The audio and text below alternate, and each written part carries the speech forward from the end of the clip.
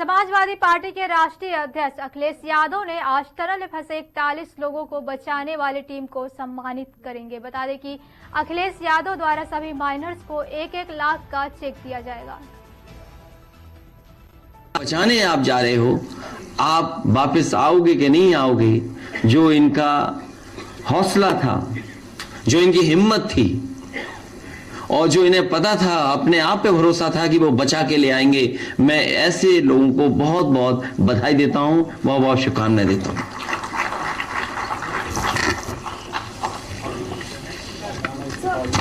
सवाल मेरा ये है कि आज जय चौधरी लखनऊ में थे, उन्होंने कहा कि आपकी कार्यकर्ता का कि काबिलियत से चाहिए आपको सम्मान दिया जाए और जितना पार्टी की जरूरत है।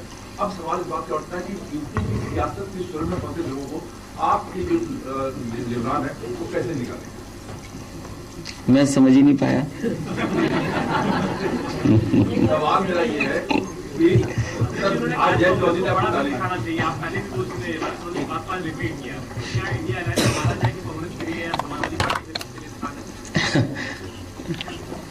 देखिए, आप लोगों से बेहतर कोई नहीं समझता होगा।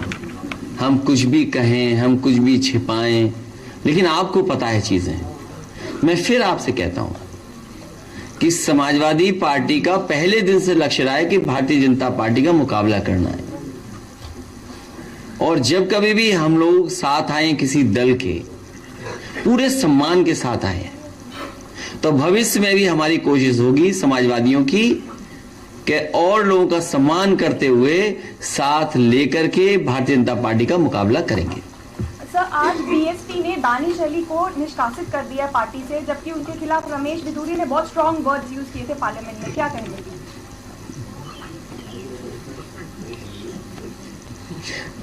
जब मैं प्रेस कॉन्फ्रेंस में आ रहा था तभी वो लेटर सर्कुलेट होने लगा। कहीं ऐसा तो नहीं उनको ये लग रहा हो कि समाजवादी पार्टी में आ रहे हैं वो? सर, कांग्रेस की बात हो रही है। सर, कांग्रेस की बात हो रही है। देखिए, आप लोग भी चंडू खाने का मत छोड़ा करो।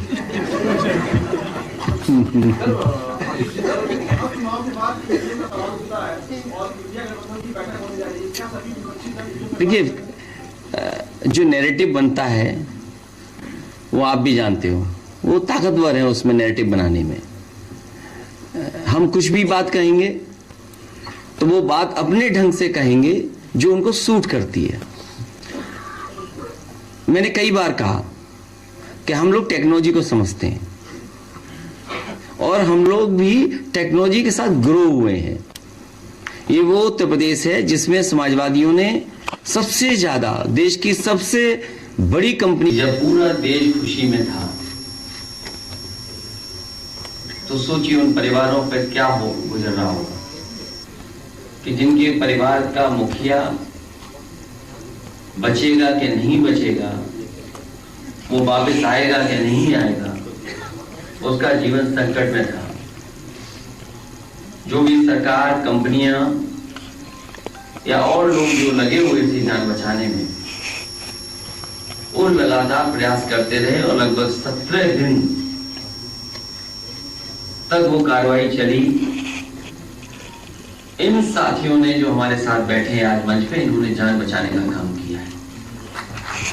और आपने ठीक ही कहा है कि कोई कीमत नहीं होती है, लेकिन मैं ये कहना चाहता हूं कि जान बचाने वाले बेशकीमती होते हैं, उनकी कोई कीमत नहीं होती और उनका मोल भी नहीं होता। वो अनमोल लोग हैं। तो आज जो हमारे साथ यहाँ बैठे हैं वो अनमोल नौजवान साथी हैं जिन्होंने अपनी जान की परवाह न कर करके जान बचाने का काम किया। मैंने जब एक अखबार पढ़ा और उसमें इनके साथी ने जो कहा था, वो लिखा हुआ था अखबार में कि अकेले हम ये काम नहीं कर सकते थे,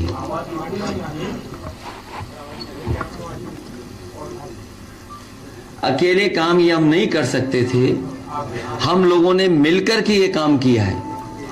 और ये संदेश केवल यहां न रहे बल्कि पूरा देश ये समझे कि जब मिलकर के काम होता है तो हम लोग कामयाब होते हैं। हमें खुशी है एक नौजवान जो राजनीति में संबंध नहीं रखता, उसके बाद वो समाज के लिए इतना बड़ा संदेश दे रहा है।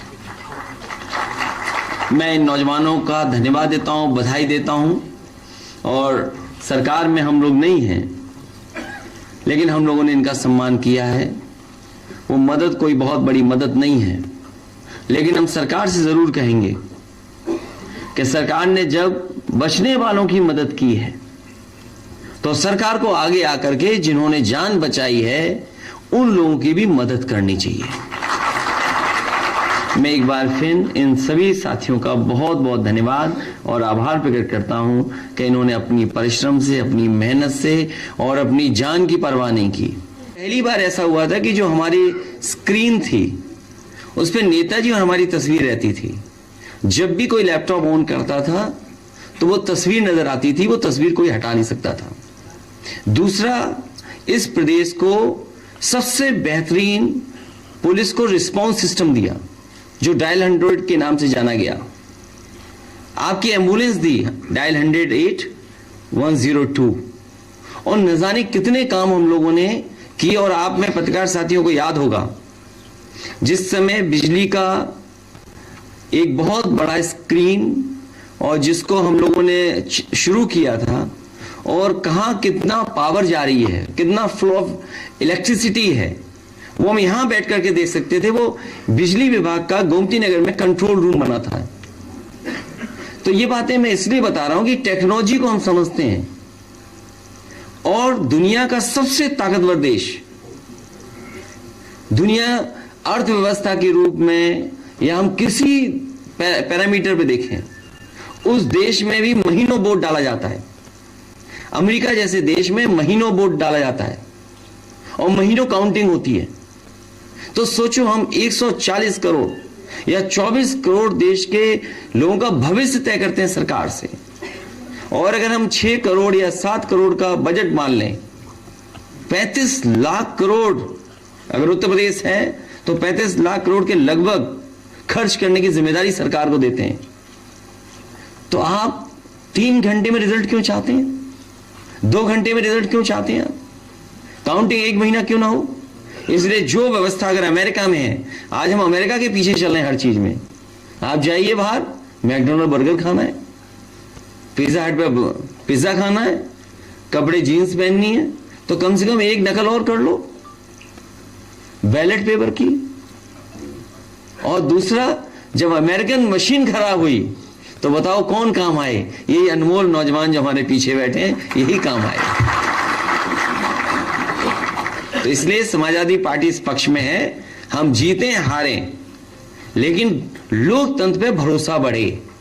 इन मशीनों ने और इन रिजल्टों ने लोगों के बीच में अविश्वास पैदा किया है। और डेमोक्रेसी में ये सबसे खतरनाक बात है कि हम अविश्वास हो जाए किसी चीज पर। ये मशीन विश्वास पैदा नहीं कर रही है। हो सकता है टेक्नोलॉजी ठीक हो, सही हो, लेकिन कहीं ना कहीं जनता में अविश्वास है इस बात को लेकर के। इसलिए हम इस पक्ष में हैं, बैलेट से वोट पड़ना चाहिए।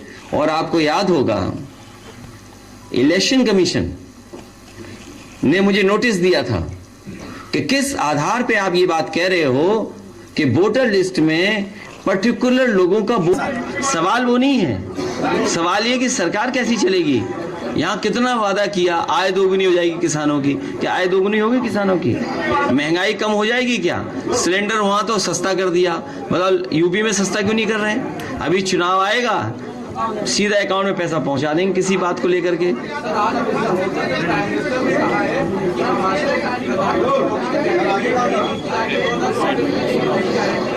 इस बार एक गारंटी चलेगी कि बीजेपी हारेगी, ये गारंटी देगी जनता इस बार।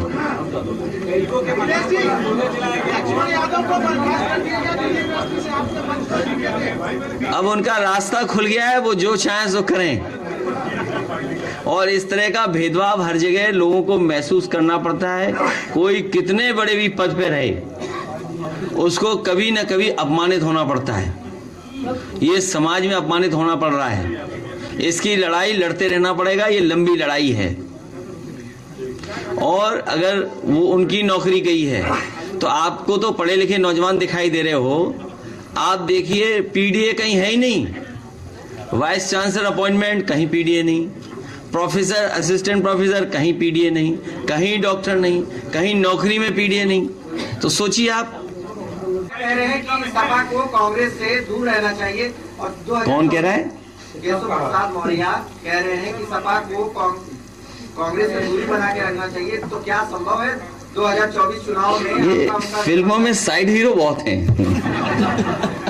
एक बात महुआ मोइत्रा की सदस्यता उनको निष्कासित कर दिया गया है, उसको आपने ट्वीट किया। देखिए ये लोकसभा में जो हुआ वो जो हमने सबने देखा, लेकिन अगर आप कहो तो मैं हम कन्नौज के एक बहुत माननीय सांसद जी की भाषा का वीडियो चलवा सकते हैं। उन्होंने पुलिस को क्या क्या कहा था वो सबको पता है, उनकी सस्ता नहीं गई। कहो तुम चला दिए प्ले कर दीजिए अगर कोई बुरा ना माने तो। अवस्थी जी, ये समुद्र श्रीवास्तव को कोई एक आदमी उठा के ले गया है, या उन्नाव की पुलिस और हाकिम सिंह को दरोगा है, इसने उठवाया है जी। तुरंत रोकते उसको, इसकी हम 2 मिनट में केवल वहीं पहुंच रहे थे ऊपर पट्टी पर। अवस्थी जी समझ रहे हैं, रोकिए वरना अगर हम पहुंच गए तो जूतों से मारेंगे। ये सुर है बीजेपी सांसद सुब्रत पाठक की। पाठक जी आजकल चर्चाओं में है। वायरल ऑडियो में आप सुब्रत पाठक और कोतवाल अजय अवस्थी को सुन रहे थे। हालांकि इस वीडियो की पुष्टि न्यूज 24 नहीं कर रहा है, लेकिन ये वीडियो जम के वायरल हो रहा है। अब हुआ क्या है कि 2 जून का ये मामला है। पुलिस वालों की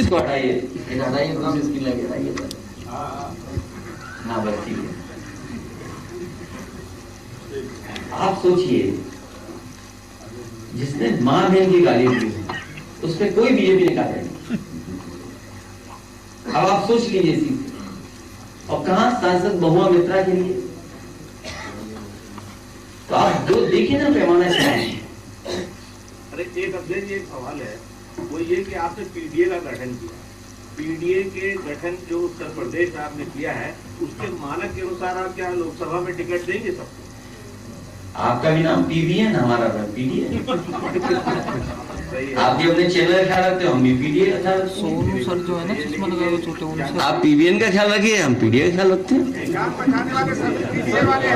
सर अभी जो 3 राज्यों में बीजेपी ने पूर्ण बहुमत हासिल कर लिया, सर बीजेपी ने बहुमत हासिल करके उसके बावजूद कौन सी ऐसी बात है कि सरकार अभी भी नहीं बन पा रही? अब चलिए मैं बधाई देना चाहता हूं अपने नौजवानों को, जिन्होंने ये बहुत बड़ा काम करके दिखाया। नौजवान और किसान दोनों जो है हिंदुस्तान के भविष्य होते हैं, वो सब रोडों पे आ चल नहीं रहा है, उनके खिलाफ जो है नौकरी नहीं मिल पाई। कैसे देखते हैं? देखिए बेरोजगारी चरम सीमा पर है, और ये जो बीजेपी के लोग नारा देते थे घर घर कुछ करके, आज आप जानकारी कर लो, घर घर बेरोजगार बैठे हैं, घर घर बेरोजगार हैं, और सब मांग रहे हैं इस बार रोजगार। और 24 आएगा, देखिए हर नौजवान रोजगार मांगेगा। इन्होंने नौकरियां छीन ली, इन्होंने रोजगार छीन लिए, और ये केवल हम लोगों का रोजगार नौकरी नहीं छीन रहे हैं, आपका भी छीन